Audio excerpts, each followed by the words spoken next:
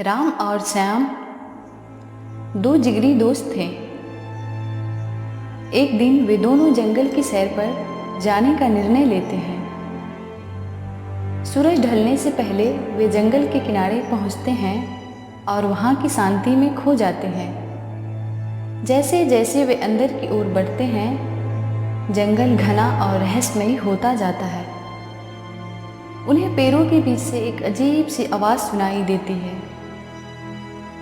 वे रुककर ध्यान से सुनते हैं, पर आवाज़ फिर से नहीं आती।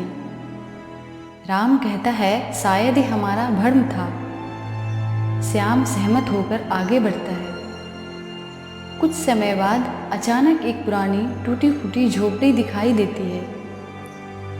वे दोनों उत्सुकता से झोपड़ी के पास जाते हैं और देखते हैं कि वहाँ कोई नहीं है। अंदर जाने पर उन्हें दीवारों पर कुछ पुराने चित्र और अजीब लेखन दिखाई देते हैं। श्याम कहता है, ये तो किसी प्राचीन समय की निशानी लगती है। वे दोनों कुछ समय वहाँ बिताते हैं और फिर से अपने रास्ते पर चल पड़ते हैं। कुछ समय बाद जंगल में घना अंधेरा छा जाता है। राम और श्याम एक दूसरे का हाथ पकड़कर चलते हैं। अचानक उन्हें दूर से एक टिमटिमाती रोशनी दिखाई देती है। वे दोनों उस रोशनी की ओर बढ़ते हैं और पाते हैं कि वहाँ एक बूढ़ा साधु ध्यान में बैठा है।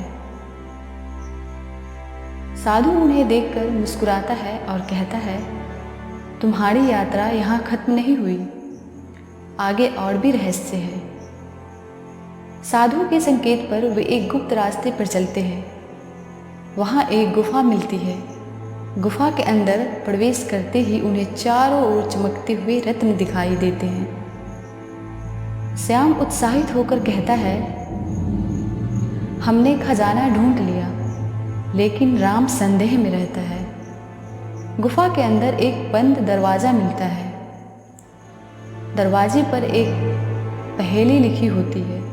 वे दोनों मिलकर पहेली को हल करने की कोशिश करते हैं।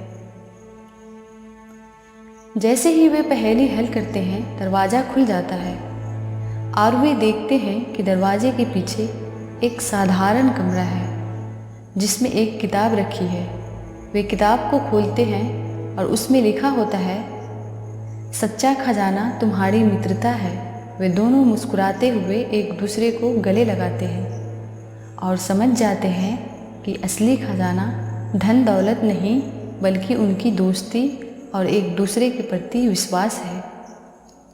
इस प्रकार राम और श्याम जंगल से बाहर आते हैं, मन में नई सीख और अनुभव के साथ। उनकी यह रहस्यमयी सैर हमेशा के लिए यादगार बन जाती है।